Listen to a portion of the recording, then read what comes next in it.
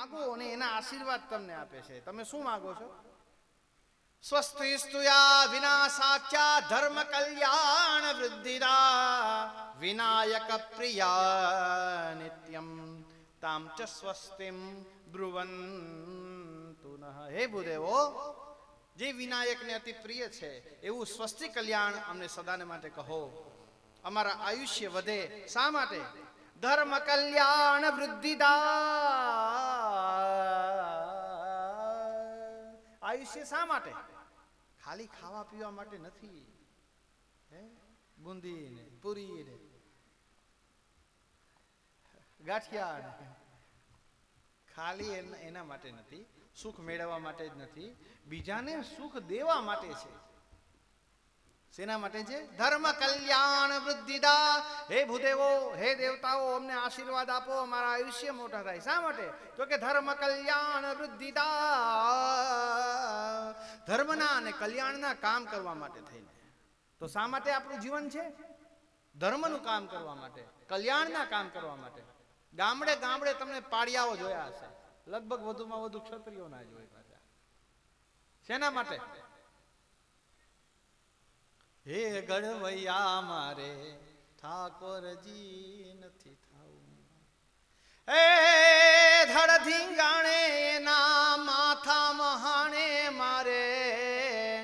હે પાડીઓ થઈને રે પૂજાવું રે ગઢવૈયા મારે ઠાકોરજી નથી થાવું. એના ધડ ધીંગાણે હોય ને એના માથા મહાણે હોય.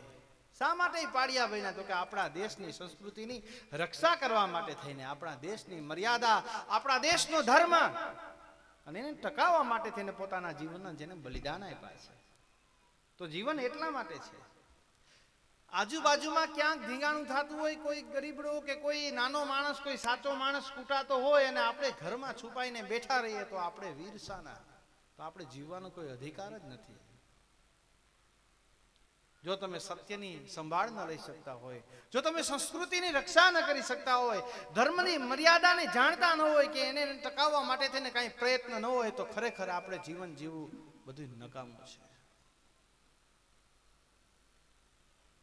તો આ વૃક્ષો છે, અભિનેદુઃ બોયલા છે, આભાસ કર્યો છે વેદવ્યાસજીમાં. ઘણાનું કહેવાનું એમ થાય કે ભાઈ વૃક્ષો થોડા કંઈ બોલે, કેમ કે ઈ એને બાજુવાળા ન બોલતો હોય તો એને ખબર ન હોય કે વૃક્ષો બોલે કે નહીં.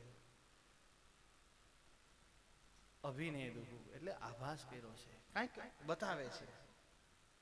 મતલબ કે વેદ વ્યાસજીની નજર એ વૃક્ષો ઉપર પડી અને વૃક્ષો જાણી એને એમ કહેતા હોય કે જવા દો, એ પુત્રને જવા દો, એ સંસારને સુખ આપવા માટે જાય છે, એનું કલ્યાણ કરવા માટે જાય છે, માત્ર તમારો નથી, જવા દો. તમ સર્વભૂત હૃદયમ મુનિમાનતોસ્મિ. એવા દરેક હૃદયમાં રહેનારા શ્રી સુખદેવજી મહારાજને હું વંદન કરું છું. બોલીએ શ્રી સુખદેવજી મહારાજ કી. ઓહો, આ તમે બપોરે જમ્યા નથી. જમ્યા છો આપ?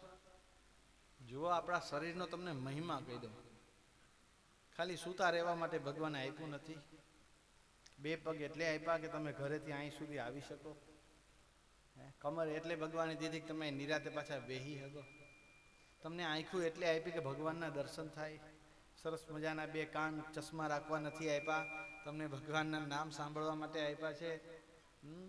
ઉત્તમ જીભ. આમ જીભનું કામકાજ કેવું તમે જુઓ. ઈ ધારે તો ફૂલડા વરસે, ઈ ધારે તો ગામના ગામ હળગી જાય. તો આ જીભ છે કંઈ હળગાવવાનું દીધું નથી આપણને. સરસ મજાનું અહીંથી જે ઝીલાવવામાં આવે, બોલાવવામાં આવે, એ જય બોલવાની છે. કે આ ગામમાં જય બોલવાની પ્રથા નથી છે? હમણાં જોયા આપણે. બોલીએ દ્વારિકાધીશ કી. એટલે હા તો છે. તો જય બોલાવે ત્યારે જય બોલવી. જય બોલવાથી બહુ ફાયદા થાય, બહુ ફાયદા થાય. એમ શાસ્ત્ર અને સંતો એમ કે છે કે આપણે બોલીએ ને જય એટલે આમ નાભીમાંથી અવાજ આવે અને અંદરમાં રહેલા કંઈ પણ પાપ છે ને છુપાઈને બેઠા હોય બહાર નીકળી જાય બધા. જય એક જ આમ ઉલાળીઓ થાય અંદરથી સીધા બહાર. તો તમને એમ થાય કે આ બધા બહાર જઈને ક્યાં જાતા હશે? એ પ્રશ્ન છે ને. એ જેટલા જય ન બોલતા હોય ને આમ મૂંઢની જેમ બેઠા હોય એને કાનમાં ઘૂસી જાય, કેમ કે આ મોઢું તો પેક હોય, કાનમાં ઘૂસી જાય. અને એના પેટમાં જઈને પછી રિયાઈ. તમને એમ થાય કે અહીં બેઠા બેઠા બધાય બોલે તો ભાઈ અહીંથી છકડા રિક્ષામાં બેસી જાય, એ છે કચ્છ સાળંગપુર વયા જાય, ત્યાંથી બોટાદ વયા જાય, ત્યાંથી ટ્રેનમાં બેસીને મૂળ મથક ગાંધીનગર છે ત્યાં વયા જાય, પાપનું મથક અહીંયા નથી. તો આપણે આપણા પાપને ક્યાં પહોંચાડવા કે પછી રાખી મૂકવા એની જવાબદારી તમારા ઉપર છે. બોલીએ શ્રી સુખદેવજી મહારાજ કી. વાહ. જય એટલે વખાણ કરવા ભગવાનના. તમારા કોઈક વખાણ કરે તો મજા આવે કે ના આવે? સારામાં સારી સાડી પહેરી હોય 10,000ની હોય અને આમ નીકળ્યા હોય કે વાહ બેન સરસ સાડી પહેરી છે, તો તમને એમ થાય ને કે ના વખાણ થયા આપણા મજા આવી, તો તમને એની હારે હારાહારી થઈ જશે. તમારે હામુય ન જોઈ ને હાડી હામું તો જોઈને આમ મોઢું મેળાવીને વહી જાય તો તમને શું થાય? લે આને કઈ ન લાગ્યું મારામાં નવીન. એમ ભગવાનની જય બોલવાથી ભગવાનની સારે સારા સાથી થઈ જાય, મજા આવી જાય અને આપણી યારે જામી જાય કે વાહ અમારા વખાણ કરે છે. ભગવાનના વખાણ કરવા હોય તો એની જય બોલવી. ઘણી ઘણી કથા પૂરી થઈ જાય ને પછી ત્યાંથી ફોન આવતા હોય કે હવે અમારા ટાબરિયા ઘરમાં નંદભાઈઓ કરાવે છે, જય બોલાવે છે, બે હાથ ઊંચા કરી અને બોલો ગિરિરાજ ધરણ કી જય. મેં તો હારામાં હારી વાત છે, આવી ટેવ પડે તો. બિગ બોસ આવે, જોયું તમે બિગ બોસ ટીવીમાં? હે એમાં એક પ્રથા છે, એ ઉઠે ને એટલે સવારના પોરમાં ડિસ્કો કરવાનો, બધા ગીત વાગતું હોય. એમ આપણે આપણા ઘરમાં ઈ ટેવ પાડવાની, ઉઠે એટલે સીધા બોલો દ્વારિકાધીશ કી આમ કરવાનું. જો પછી ઘરની અંદર જો પછી તમને વાતે વાતે તમને બોલવાની મજા આવી જશે, ટેવ પડી જશે, હાલતા ચાલતા ટેવ પાડો ને એવી પડે. તમે મંદિર આવે ને ત્યાં માથું નમાવાની ટેવ હોય ને તો તમને ગમે ત્યાં પછી નમી જાય. પગથિયાવાળી જેટલી વસ્તુ આવે ને આમ થઈ જશે ભાઈ, ભલે હોસ્પિટલ હોય કે કોઈની પોસ્ટ ઓફિસ હોય આમ થઈ જશે.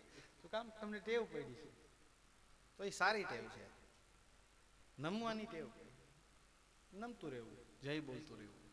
આવો તો ભગવાનના વખાણ સાંભળ્યા પછી વક્તા તરીકે શ્રી સુખદેવજી મહારાજ કેવા છે? તો કે જેને જન્મથી જ પોતાના એ શરીરને લઈ અને બસ ચાલ્યા ગયા છે, એને કંઈ કપડાની કોઈની વ્યથા નથી, એને કોઈ જમવા પીવાની વ્યથા નથી, એને ક્યાં રહેવું ક્યાં ન રહેવુંની ઉપાધિ નથી, જંગલમાં ફરે અને મજા કરે. વૃક્ષો એના રિશ્તેદારો થઈ ગયા છે, એને સ્નાન કરવા જવું ન પડે, વાદળાઓ જાતા જાય ને નવડાવતા જાય. ક્યારેક હસવા લાગે છે, ક્યારેક રડવા લાગે છે, ક્યારેક આનંદમાં હોય છે, ક્યારેક ક્યારેક મૌન હોય છે, ક્યારેક વૈરાગી બની જાય છે, કાંઈ નક્કી નથી, કેમ કે પરમહંસ છે. એવા શ્રી સુખદેવજી મહારાજ વક્તા સ્વરૂપે રહ્યા છે. કોને સંભળાવી કથા? શ્રી પરીક્ષિતજી મહારાજને.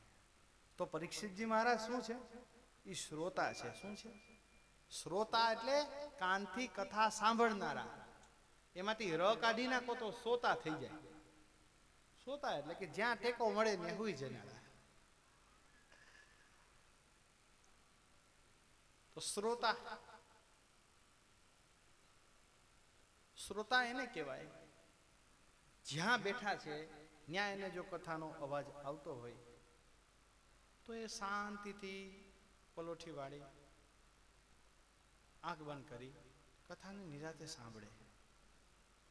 કેવો મંડપ છે, કોણ બોલે છે, ક્યાં શું થાય છે, આ પ્રવૃત્તિમાં એનું ધ્યાન ન હોય ને એનું નામ શ્રોતા.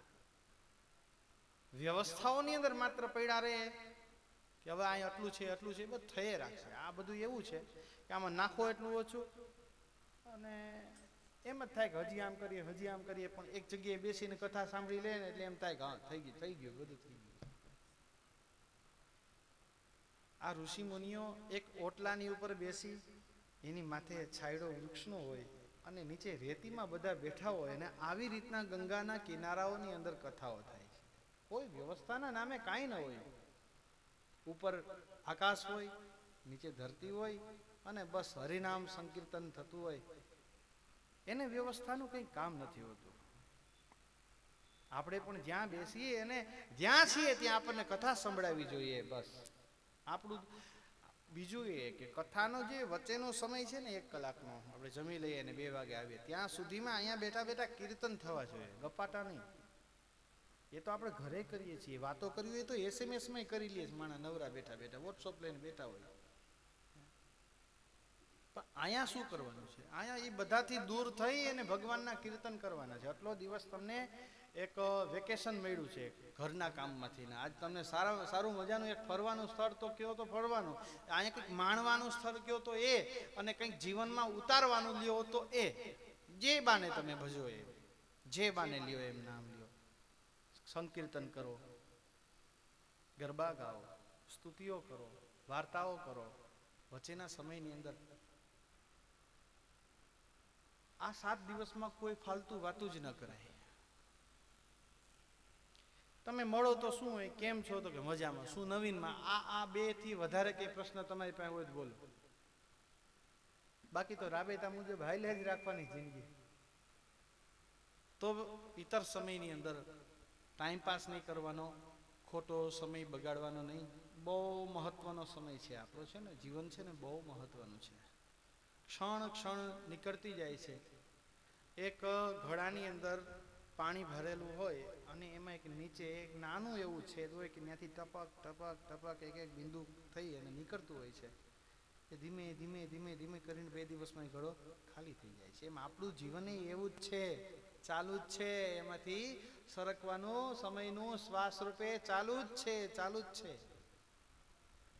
એક જન્મ દિવસ, બીજો, ત્રીજો, ચોથો, 5મો ગણે રાખો, 100 તો માંડ આવશે. પછી પુણ્યતિથિઓ ચાલુ થઈ જશે. જન્મ દિવસ પૂરો થાય પછી શું થાય? પુણ્યતિથિઓ. પછી ગુજરી જાય ને પછી એને પુણ્યતિથિ કહેવાય, એના જન્મ દિવસ. તો પછી એ ચાલુ થઈ જાય. તો માણી લ્યો, ભગવાનનું નામ લઈ લ્યો, ભજી લ્યો. શ્રોતા રૂપે નૈમિષારણ્યની અંદર એકત્રિત થયેલા બધા ઋષિઓ સૂતમ આસીનમ અભિવાદ્યમ મહામતીમ, પોતાના આસન ઉપર બેસેલા શ્રી સૂતજી મહારાજને વંદન કરી અને મહામતી એવા સૌનકજી બોલ્યા છે, જે કથાને લેવામાં કુશળ છે. એવા કથા સાંભળવી કુશળતાનું કામ છે, બધાનું કામ નથી. એટલે નથી કે આપણા મનની જે વૃત્તિ છે, જે ચિત્તવૃત્તિ છે, એ શાંત નથી હોતી. એટલે આ મનની ચિત્તવૃત્તિ જો શાંત થાય તો કથા આપણી અંદર ઉતરે છે, નહીતર કથા ઉતરતી નથી. તમને એમ થાય કે મનની ચિત્તવૃત્તિ એટલે શું? એટલે એ કે તમે જ્યારે માળા કરવા કે કથા સાંભળવા કે સારી વાર્તા કે તમે કરતા હોય કે વાંચતા હોય, ત્યારે તમારું મન એ જગ્યાએથી બીજા કામની અંદર પ્રવૃત્ત થઈ જાય કે ભાઈ વાડીએ કોણ ગયું હશે, પાણી બરાબર ચાલતું હોય છે કે નહીં ચાલતું હોય, ભેંસને કોણ દોવા બેઠું હોય છે, અરે ઓલો શાકભાજી વાળો નીકળો કે નથી નીકળો, છોકરો ક્યારનો રમવા ગયો પાછો આવ્યો કે નથી આવ્યો. આ બધા જે કામકાજ જે બેઠો બેઠો અહીંયા મન કરે છે એને કહેવાય મનની વૃત્તિ. આ વૃત્તિઓને શાંત કર્યા પછી જો કથામાં આપણે એને વળગાડી દઈએ, એટલે જ અહીંયા આવીએ એટલે પહેલા વહેલા અહીંયા મંગલાચરણ કરવામાં આવે છે. આંખ બંધ કરી શાંતિથી 2-4 શ્લોક હોય, પછી ધૂન હોય, પાછા 2-4 શ્લોક હોય. આનેથી શું થાય? આપણું મન બધી જગ્યાએથી, તમારું ને મારું બધાનું, એ બધે ફરતું હોય, એને મુક્ત મનમાં હોય. અહીં બેઠા બેઠા મુંબઈ ને અમદાવાદ ને એરોપ્લેનમાં બેસી આવે, ઘણું કામ કરી આવે. તો એ બધાયમાંથી પાછું એને ખેંચી અને કથામાં લઈ જવાની એક વૃત્તિ, એનું નામ મંગલાચરણ. તો એટલા માટે થઈ અને આપણું મન શાંત રાખવું, ઘરની ચિંતા કરવી નહીં, ઘરે બધું થઈ જશે. તો આવી જેની વૃત્તિ છે એવા સૌનકજી આવી રીતના જે કથા સાંભળે છે, એને કોઈના કામકાજની કંઈ પડી નથી. એવા સૌનકજી મહારાજ એ કથા સાંભળે છે અને એ સૌનકજી શ્રી સૂતજી મહારાજને પ્રશ્ન કરે છે. અજ્ઞાનધ્વાંત વિદ્વંસ કોટિ સૂર્ય સમપ્રભ સૂતાખ્યાહી કથાસારમ મમ કર્ણરસાયનમ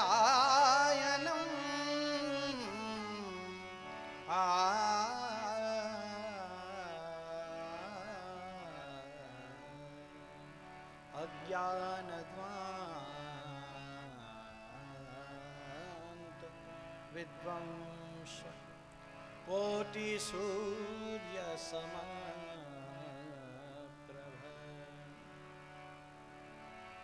सूताख्याहि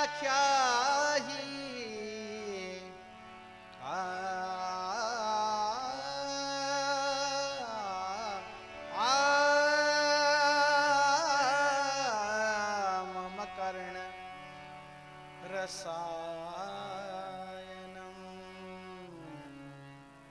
निरगर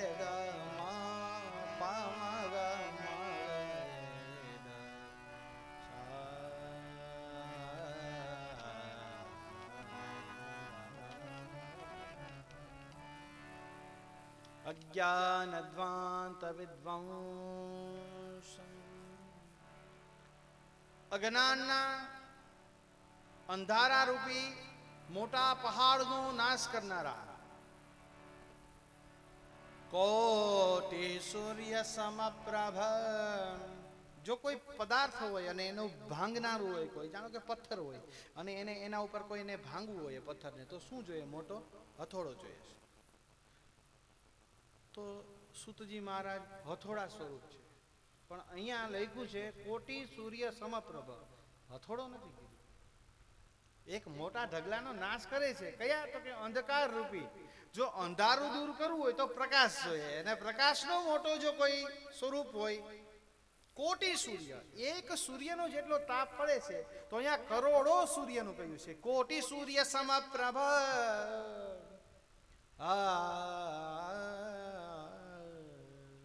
તો એ અંધારાનો નાશ કરવા માટે થઈને હથોડાની વાત નથી કરી, એની વાત કરી છે કોટિ સૂર્ય સમપ્રભ. કરોડો સૂર્યનો પ્રકાશ જેના અંદર સમાયેલો છે એવા એ કેવો પ્રકાશ? તો કે જ્ઞાન રૂપી પ્રકાશ. કેમ જ્ઞાન રૂપી? કેમ કે દૂર શું કર્યું? તો કે અજ્ઞાન રૂપી અંધકાર દૂર કર્યું છે. તો અજ્ઞાન દૂર થાય તો જ્ઞાન આવે. અજ્ઞાન દૂર થાય તો શું થાય? જ્ઞાન આ જાતા હૈ.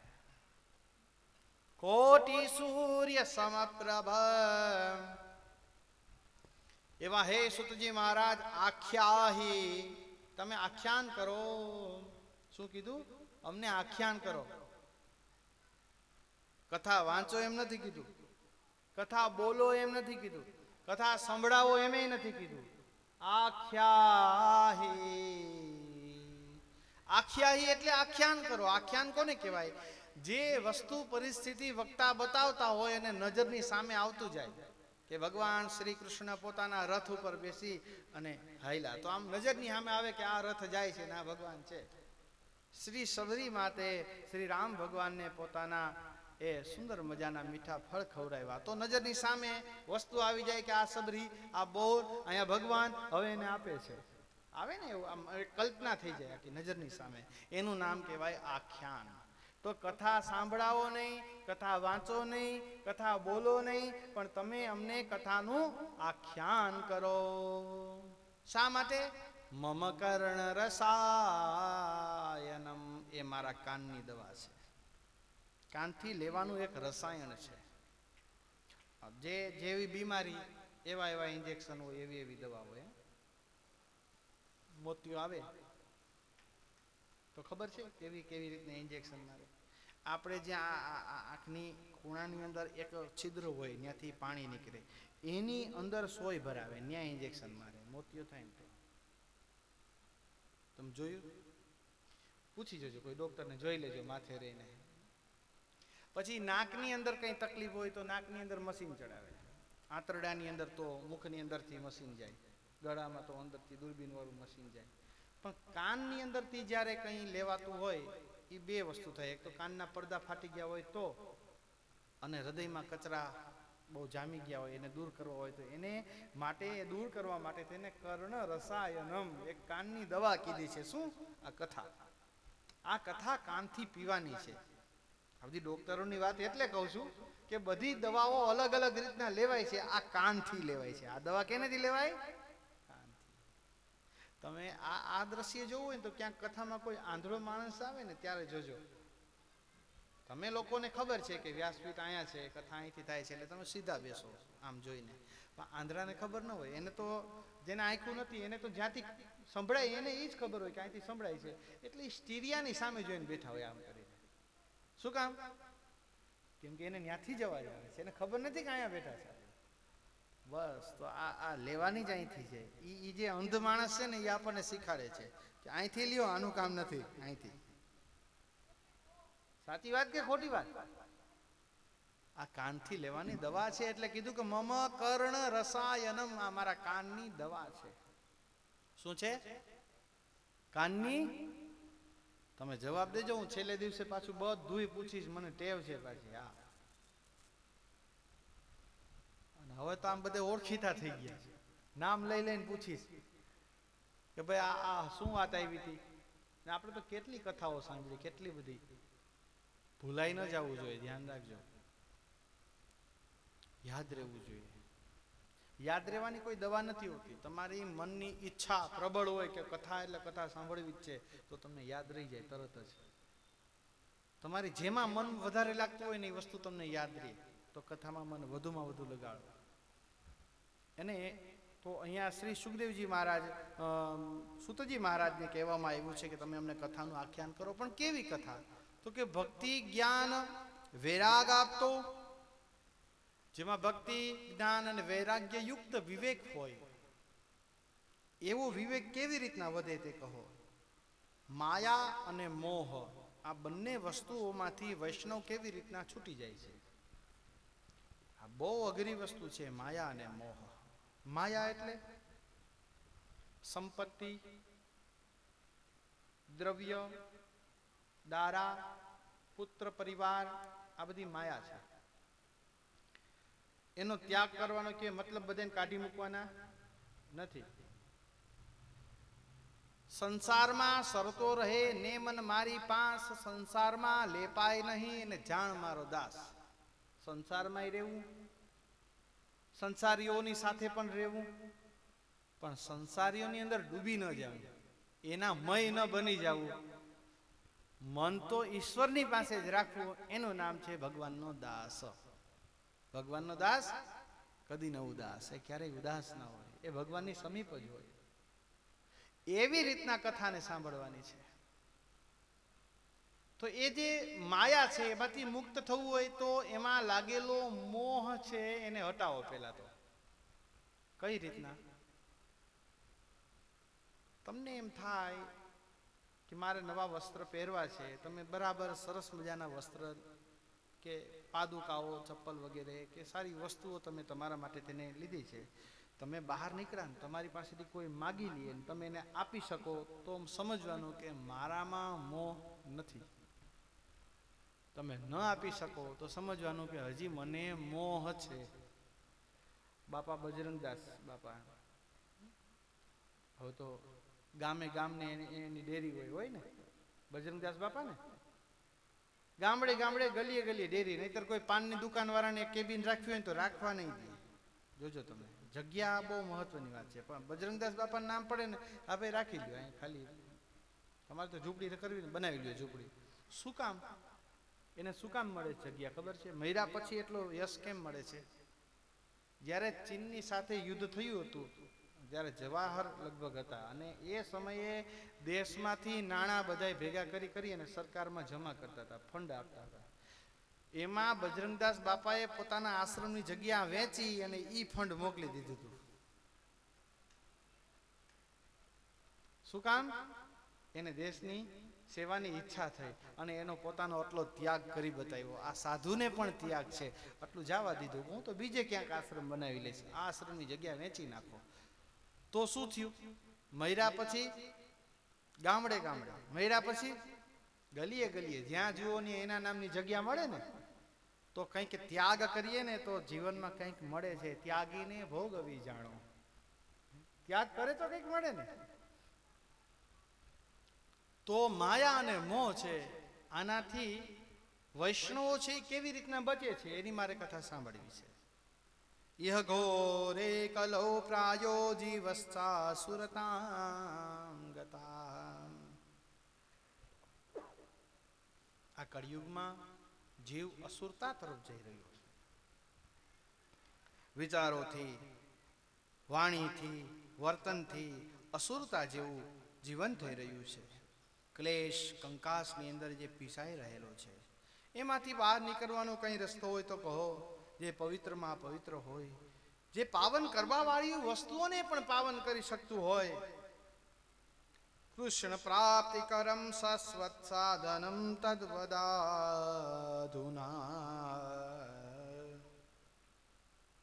ચિંતામણિર્લોક સુખમ. કૃષ્ણને પ્રાપ્તિ જલ્દીથી કરાવી શકે એવું કોઈ ગ્રંથ હોય એની કથા અમને કહો. ચિંતામણી છે એ લોક સુખ આપી શકે. તમને પારસમણી મરી જાય તો તમે લોખંડમાંથી સોનું બનાવી શકો ને તમને આનંદ આ લોકનો મળે. એ ઉપર ના હાલે ભગવાનને ન્યા એનું કઈ મૂલ નથી. સુહૃદ સ્વર્ગ સંપદામ. જો સ્વર્ગમાં તમારે આનંદ જોઈતો હોય તો દેવતાઓને રાજી કરવા માટે એને રાજી કરવા પડે. એટલે આપણે યજ્ઞ યાગ વગેરે કરીએ, દાન વગેરે કરીએ છીએ, જપ તપ કરીએ છીએ. પણ યોગીઓને દુર્લભ એવા વૈકુંઠની જો તમારે આનંદ જોઈતો હોય તો પછી કોના શરણે જવું પડે? તો પ્રયચ્છતિ ગુરુ પ્રીતો. એ તો ગુરુ જ આપે છે. ગુરુ સિવાય કોઈ વૈકુંઠ લઈ જઈ શકે નહીં. સ્વર્ગમાં પણ જઈ શકાય, આ લોકનું સુખ પણ મેળવી શકાય, પણ જો વૈકુંઠ જવું હોય તો સીધું ગુરુનો સંપર્ક કરવો પડે અને ગુરુનો હાથ પકડી રાખો. બસ પોતાની આંગળી એના હાથમાં આપી દો. બસ એક વખત આપીને તો જુઓ, એક વખત બંધાવો તો ખરી. ગુરુના વચનમાં કેમ બંધાવાય? ગુરુ દીક્ષાથી. આપણે ગુરુ પૂર્ણિમાના દિવસે માં બધાને માળા પહેરાવે છે, પહેરાવે કે નહીં? કેટલા હાચવીને ગળામાં રાખી મૂકે છે, કેટલાએ કાઢી મૂકી છે, કેટલા એનું જતન કરે છે એ કયો પેલા. પહેરી રાખો છો? રોજ કીએ છીએ એટલી માળાઓ કરી શકીએ છીએ? જો યશ તો તમે ગુરુના છો તો તમે એની સાથે જ છો, એ તમારી સાથે જ છે. જો નો તમે નથી કરી શકતા હોય તો સમજવાનું કે તમારું કોઈ દિવસ કંઈ થવાનું જ નથી. સીધી વાત છે. વચનનો બહુ મહત્વ છે. વચનનું મહત્વ બહુ મોટું છે. તમે તમારા ગુરુને વચન આપો, ગુરુ તમને વચન આપે છે. લોભી ગુરુ લાલચુ ચેલા તો દોનો નરક મેં ઠેલમ ઠેલા. ગુરુને એમ હોય કે આની પાસેથી હું કંઈક મેળવી લઉં અને શિષ્યને એમ હોય કે ગુરુને હું કંઈક પડાવી લઉં, તો એ બેય નરકમાં જાય છે. પણ અહીંયા તો સમર્થ છે. અહીંયા તો વૈકુંઠનું ધામ બતાવી શકે એવા તમને ગુરુ મળ્યા છે. સામાન્ય નથી હો, એ લાગે જ તમને. એનો અનુભવ જ્યારે થશે ને ત્યારે ખબર પડે. જેટલા થયો ને એને પૂછી જોજો. મને તો હાલતા થાય છે, હાલતા. સાચું ખોટું નથી કીધું, અહીં બેઠા બેઠા ખોટું ના બોલાય. એમાં જેટલા ક્યારેક શું જ્યોતિષ વસ્તુ એવી છે કે લગભગની ઈચ્છા થાય પૂછવાની એને અંતે. બ્રાહ્મણોને જોવે એટલે લગભગ આવે કે મહારાજ ભાડો છો? તો કે આ ભાડું એટલે મને તો અહીંથી ખબર પડી, ભાડું એટલે જોવું, જ્યોતિષ જોવું. મહારાજ ભાડે છે? તો કે હા. હારું વાંચે? તો કે હા. હારું વાંચવું એટલે જે કંઈ કહે છે એ બરાબર કહે છે, અહીંની ભાષા તમારી.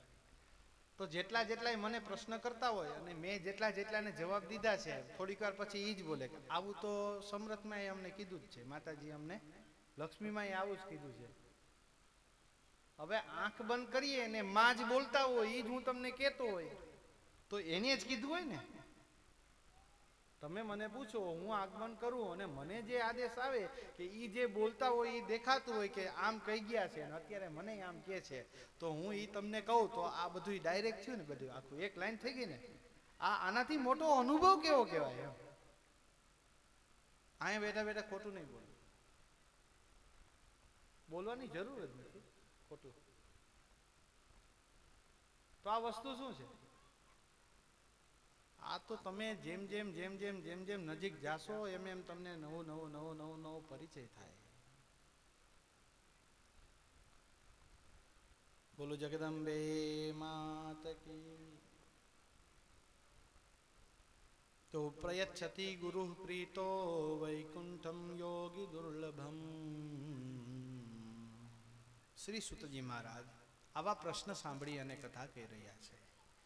પ્રીતિ સોનક ચિત્તે તે યતો વર્ચમી વિચાર્ય ચ સર્વ સિદ્ધાંત નિષ્પન્નમ સંસાર ભયનાશનમ. હે સૌનક, તે મને પ્રશ્ન કર્યા, બહુ સારી મજાની વાતો તે મને પૂછી છે. પવિત્રમાં પવિત્ર હોય એ કહો, માયા મોહમાંથી કેમ બચાય એમ કહો, વૈરાગ્ય, જ્ઞાન અને ભક્તિથી વિવેક કેવી રીતના વધે એમને કહો, તો બહુ સારી મજાની કૃષ્ણની પ્રાપ્તિ કેવી રીતના થઈ જાય એમને કહો. તો આમાં તો બધું આવી ગયું. શ્રી કૃષ્ણ મળી ગયા તો એને બાકી શું રહ્યું? કાંઈ રહેતું જ નથી. પછી એને દુનિયાના પદાર્થોનું કંઈ કામ રહેતું નથી. કે મારા નયને વસે ઘનશ્યામ, પછી મારે કાજળનું શું કામ? મારા નયને વસે ઘનશ્યામ, પછી મારે કાજળનું શું કામ? મારા રોમે વસે છે રામ, પછી મારે જાવું શું તીર્થધામ? મારા હૃદયે વસે શ્રી રામ, પછી મારે જાવું શું તીર્થધામ? મારા હૃદયે વસે શ્રી રામ, પછી મારે જાવું શું તીર્થધામ? મારા નયને વસે ઘનશ્યામ, પછી મારે કાજળનું શું કામ? ભગવાનની પ્રાપ્તિ થઈ જાય તો બીજે ક્યાંય ફરવા જવાની જરૂર રહેતી નથી. કૃષ્ણ પ્રાપ્તિ કરમ શાશ્વત, જે ક્યારેય પણ દૂર ન થાય એવી રીતના ભગવાન શ્રી કૃષ્ણની પ્રાપ્તિ થઈ જાય, આવી મને કથા કહો. આવો તે પ્રશ્ન જે કર્યો એનાથી હું અતિ પ્રસન્ન છું. સુતજી કહે છે, આવા પ્રશ્ન કરાય તો હું તમને વિચારીને કહું છું, સાંભળો. કે સર્વ સિદ્ધાંત નિષ્પન્નમ, બધા સિદ્ધાંતોનો નિચોડ જેમાં આવી જાય અને જે સાંભળવાથી સંસારના ભયનો નાશ થઈ જાય. સંસારનો ગુરુ કેમ કરવું પડે, પરીક્ષામાં ભય, મિત્રોની સાથે ભય, લગ્ન કરે પછી મોટો ભય, ભય તો મૃત્યુનો ભય. નવી ગાડી લઈને નીકળ્યા હોય એટલે જ્યાં ત્યાં જોતા જાય બરાબર કે કોઈ ટચ નથી કરી જતું ને, ઈ ભય. આ બધા ભય છે ને, મૃત્યુનો ભય મોટો. આ થોડીક બીમારી જામી જાય અને જો એમ ખબર પડે કે આજુબાજુમાં ડેન્ગ્યુના વાહરા થઈ ગયા ને 2 જણા વયા ગયા છે, તો અહીંયા બેઠો બેઠો રડતો હોય કે મારું શું થશે? ઈ ભય. એ બધા ભયનો નાશ કરનારો આ શ્રીમદ ભાગવતની આ કથા છે. અને એ કેવા જઈ રહ્યા છે કે સંસાર ભયનાશનમ, ભક્ત્યોગ વર્ધનમ, જે ભક્તિના ઓઘ કે પ્રવાહ એનો જે વધારો કરે છે. કૃષ્ણ સંતોષ હેતુકમ, કૃષ્ણની પ્રાપ્તિ થવાનો જે સંતોષ છે એનો જે હેતુ છે એવી કથા. તદહમ તે વિદાસ્યામી, હું તમારી આગળ વર્ણન કરું છું. સાવધાનતયા શૃણુ, પણ આ કથાને સાવધાનીથી સાંભળો, સાવધાન રહેવું. અધૂરું નહીં સમજવાનું, ન સમજાય તો પૂછી લેવાનું અને સાવધાન થઈને સાંભળવાનું. બોલો જગદંબા માત કી જય. કૃષ્ણની પ્રાપ્તિ જલ્દીથી થઈ જાય એવો આ ગ્રંથ. ક્યાલ વ્યાલ મુખગ્રાસ ત્રાસ નિર્ણાસ હે તમે. કાળ રૂપી જે અજગર રૂપી જે કાળ છે, પોતાનું મુખ ખોલીને બેઠો છે. માણસ એની અંદર આવે અને એ ભરડાઈ જાય. એમાં એનો જે ત્રાસ છે એ સહન નથી થતો અને એમાંથી છૂટવા માટે શ્રીમદ ભાગવતમ શાસ્ત્રમ કલોકિરેણ ભાષિતમ, કલોકિરેણ ભાષિતમ. શ્રીમદ ભાગવતનું આ શાસ્ત્ર. કીર એટલે પોપટ, કીર એટલે પોપટ. પોપટ કોણ? શ્રી સુખદેવજી. અહીંના મૂળ વતની અને હાલ સુરત, જેમ શ્રી સુખદેવ સ્વરૂપ નરેન્દ્રભાઈ અત્યારે જેમ કહી રહ્યા હતા કે કથાની માલપા રસપાન કરવા જેમ દેવો પધારે છે, એમ રાંદલ પરિવારના આમંત્રણને માન આપી મૂળ અહીંના વતની જેઓ આમ તો અત્યારે ધંધાકીય રીતે અને ઉદ્યોગની રીતે ઘણા જ મોટું નામ અને કીર્તિ છે છતાં નાના છે. આવી અને સીધા આપણી પાસે બેસી ગયા છે એવા વલ્લભભાઈ અહીંના તો બધા જાણીતા અને ઓળખતા જ હોય. તો આપણી કથાના આમંત્રણને માન આપી અત્રે પધાર્યા છે. તો રાંદલ પરિવાર વતી હું એમનો પુષ્પથી એમના સારા પરિવારને સન્માન કરું છું. ખૂબ ખૂબ આભાર. અમારા કંકોત્રીને માન આપી અત્રે અમારી કથામાં પધારી અને અમને ખૂબ ખૂબ ભાવ ભર્યા એવા તમારા આમંત્રણને અમે માન આપીએ છીએ અને પુષ્પોથી આપનું સન્માન કરીએ છીએ. ખૂબ ખૂબ ધન્યવાદ વલ્લભભાઈ અને વલ્લભભાઈના પરિવારને.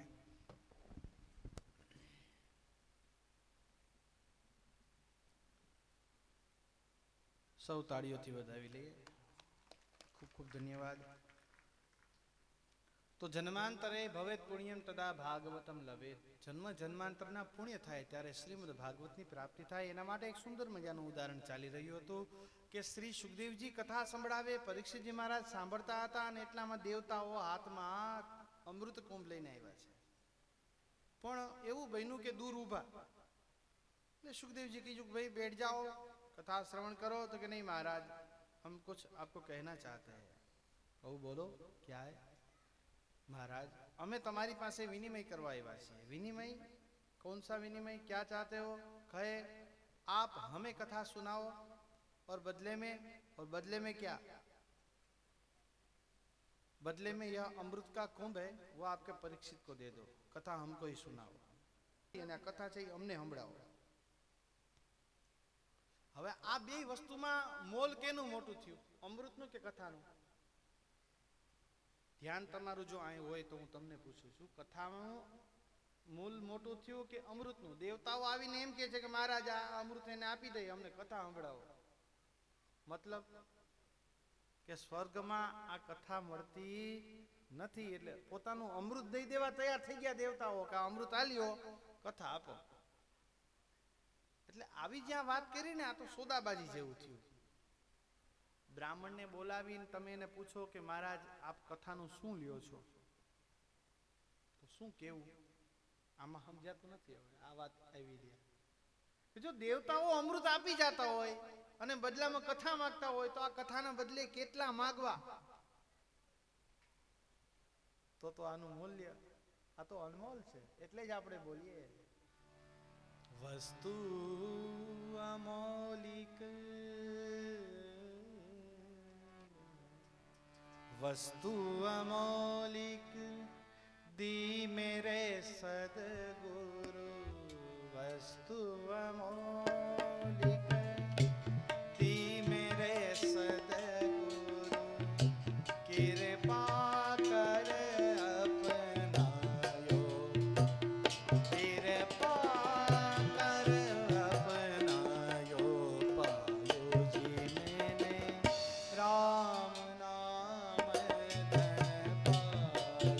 पायो जी मैंने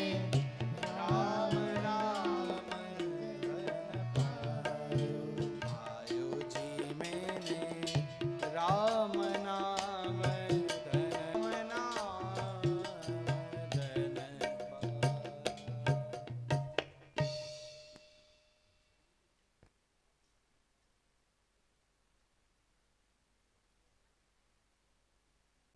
शांतिरंतरिक्षगो शांति पृथिवी शांतिरापः शांतिरौषधयः शांति वनस्पतयः शांतिर्विश्वे देवाः शांतिर्ब्रह्म शांति सर्वभू शांति शांतिरेव शांति सामा शांतिरेधि. वनस्पतिभ्यो नमः. पूजनं समर्पयामि.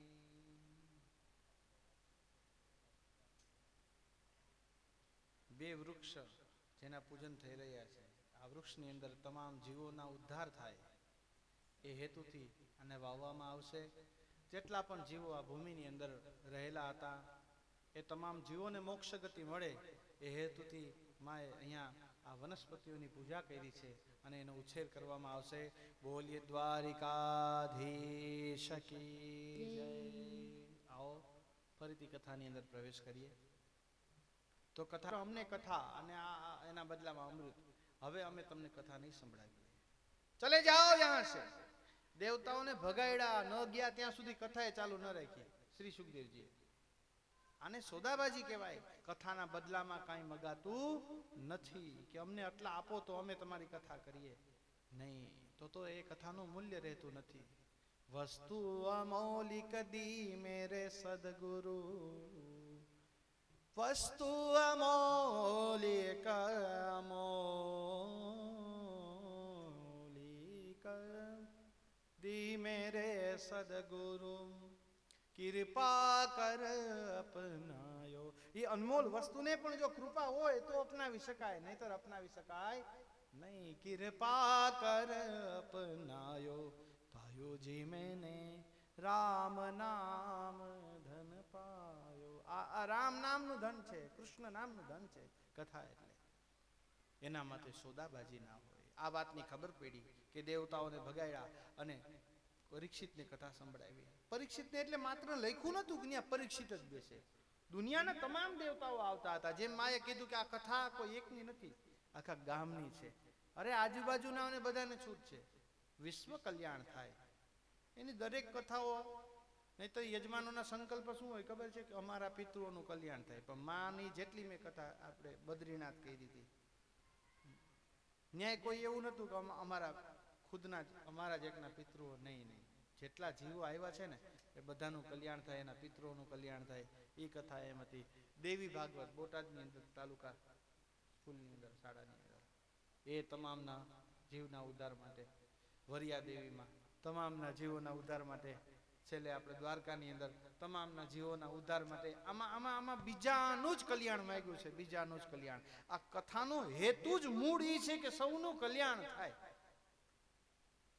આ કઈ ફાળા કરવા માટે નથી હોતી કથા કે પૈસા ભેગા થાય. ના ના ના ના, યહ ગલત બાત है, सोच गलत है. કથા તો જીવોના ઉદ્ધાર માટે છે, ઉત્થાન માટે છે. જાગો જાગો જાગો, કથા જગાડવા આવી છે. કથા આવે ને એટલે માણસ જાગી જાય છે, આળસ વહી જાય છે, પ્રમાદ વયા જાય છે, બળવાન થઈ જાય છે માણસ. તો કથાનો હેતુ સૌનું કલ્યાણ. એવી વાત ખબર પડી. બ્રહ્માજીએ બ્રહ્મલોકની અંદર ત્રાજવા મગાવ્યા છે. આ તે કથા કેવી મોટી પ્રભાવશાળી છે કે આ દેવતાઓને ભગાડવામાં આવ્યા. ચાલ મારે જાણવું છે એટલા માટે થઈ અને બ્રહ્માજીએ એ જે ત્રાજવા હતા એક પલ્લુની અંદર શ્રીમદ ભાગવતજીને બિરાજમાન કરવામાં આવ્યા. બીજા પલ્લુની અંદર દુનિયાના તમામ ગ્રંથોને રાખ્યા. પણ કોઈ ગ્રંથોએ આ ભગવાન ભાગવતજીનો વજન છે એ ઊંચો કરી શક્યા નહીં. કોઈ ગ્રંથનું કામ ન થયું. અને એટલા માટે આ ગ્રંથ એ સૌથી મહાન કહેવાયો છે. બ્રહ્માજીએ છાપ મારી દીધી કે સૌથી મહાન ગ્રંથ શ્રીમદ ભાગવત છે.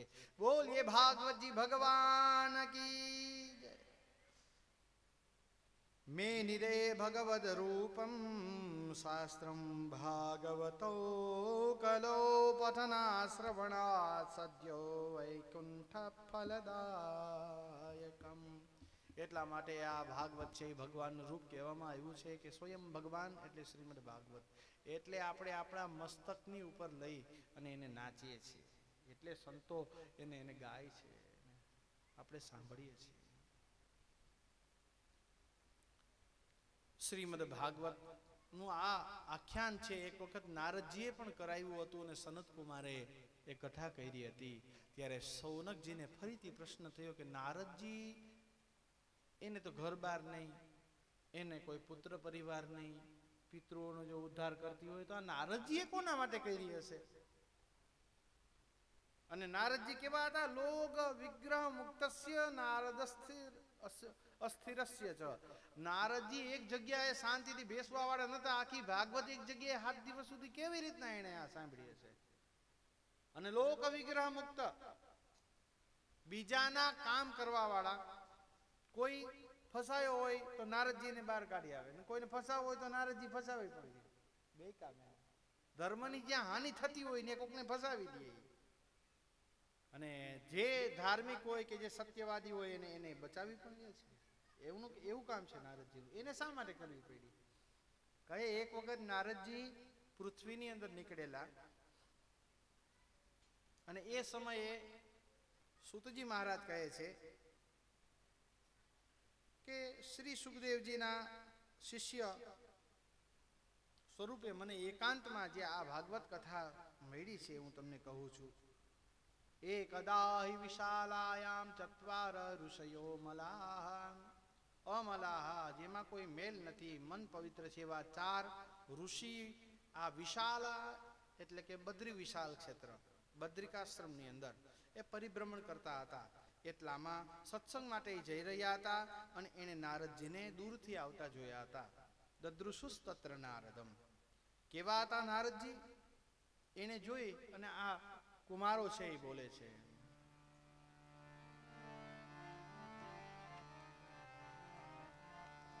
કથમ બ્રહ્મન દીન મુખ કુતશ્ચિંતાતુરો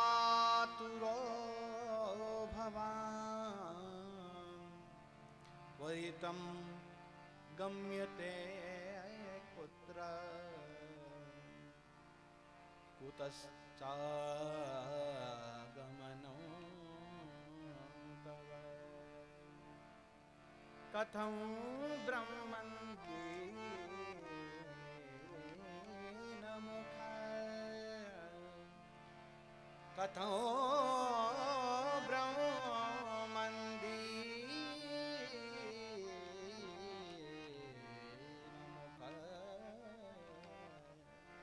નારદજી એકદમ ઉદાસ મનથી આવેલા જતા હતા, બહુ દુઃખી અને ખિન્ન મનથી.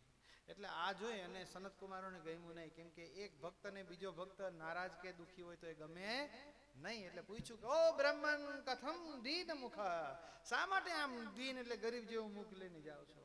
કુતસ ચિંતા તુરો ભવાન, તમે કેમ ચિંતામાં છો? આમ ક્યાંથી આવો છો? કઈ બાજુ ગમન કરો છો? અને તમે અત્યારે કેવા લાગો છો ખબર છે? ઇદાનીમ શૂન્ય ચિત્તોસી ગત વિત્થો યથા જન. અત્યારે તમે એવા દુઃખી લાગો છો કે જેમ કે લોભીનો 1 રૂપિયો ખોવાઈ જાય ને જે લોભી ગોટે ચડ્યો હોય 1 રૂપિયા માટે થઈને મારો રૂપિયો પડી ગયો, ઘરના આખા સોફાને ઉચકાવે અને બધાને ધંધે લગાડી દે, એવી રીતના નારદજી તમે લાગો છો અત્યારે. કેમ? શું કારણ છે? તમારે એવું શું દુઃખ છે અમને કહો. નોચિતમ વદ કારણમ, તમારા જેવા મુક્ત સંગને આવું કેમ દુઃખી છો? એટલે નારદજી એ સમય કહ્યું છે, અહમ તુ પૃથિવીમ યાતો જ્ઞાત્વા સર્વોત્તમામિતિ.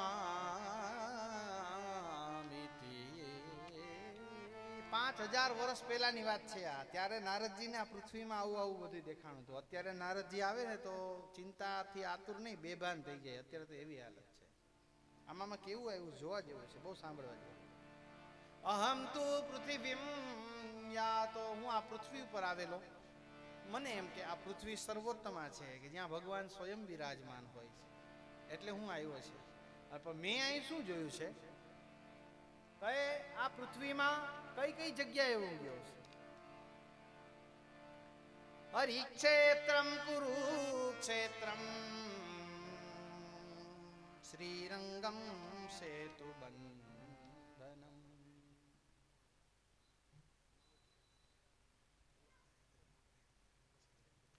માવજીભાઈ અને વલ્લભભાઈ જેઓ પધાર્યા છે, માં આગળ આવી અને પ્રસાદી લે અને પોતાના સમય ફાળવીને જે બદલ અહીંયા પધાર્યા છે, વલ્લભભાઈ અને માવજીભાઈ અત્રે પધારે.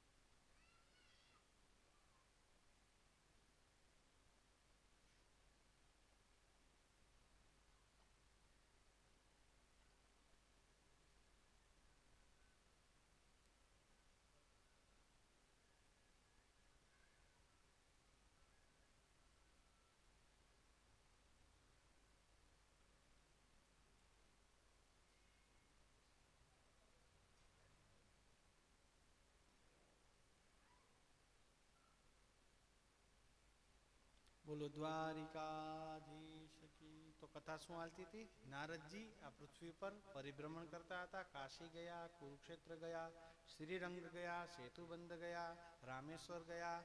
આ બધી જગ્યાએ આવ્યા, પણ ક્યાંય પણ નારદજીને શાંતિ મળી નહીં. 5000 વર્ષ પહેલા નારદજીને નથી મળી. આપણે ગંગાજીએ જાય, અત્યારે કાશી જાય તો આપણે કેટલી મળે? આપણે કોને શાંતિ માનીએ છીએ? ટૂંકમાં આપણને એ ખબર નથી. કેમ કે નારદજીને ખબર છે તો એને ક્યાંય મળી નથી, તો આપણે કઈ મળે છે એ વિચારવા જેવું છે. તો નારદજીને શું થયું? એ દુઃખી થઈ ગયા.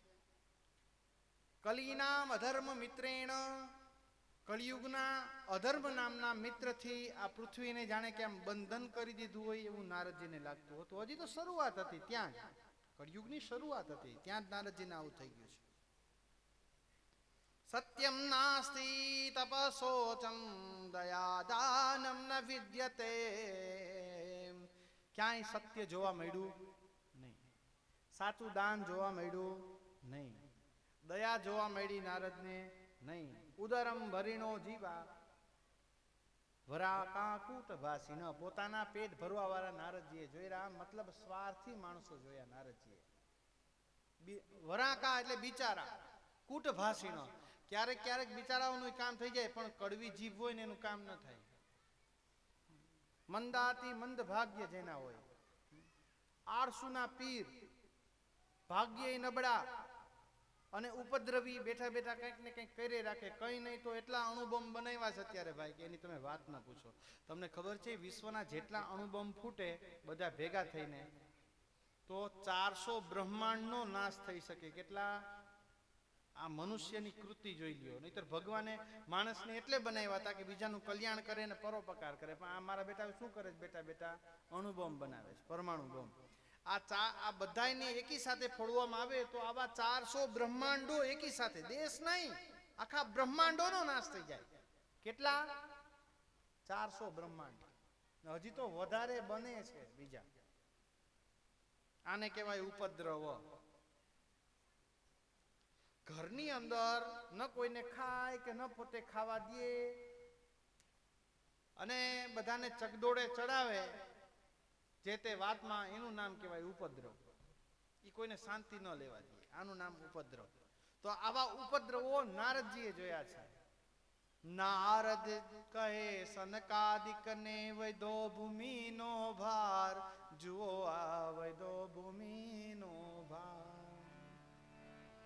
ઘર ઘરમાં છે ઝઘડા જે, સંતાનો મા બાપથી બાજે. મિત્રો માટે સગવડ જાજી, મિત્રો માટે સગવડતા હોય. ગેસ્ટ માટે થઈને રૂમ હોય, પોતાના છોકરાઓ માટે થઈને એક એક રૂમ હોય. પણ કે બાપુજીનો રૂમ તો એ સીડી નીચે રહ્યો, સીડી નીચે બાપુજીને રાખવાને એમ. બાકી મિત્રો આવે કે ગેસ્ટ આવે કે એને બધાને સરસ મજાના રૂમ દેવાના. વાહ વાહ.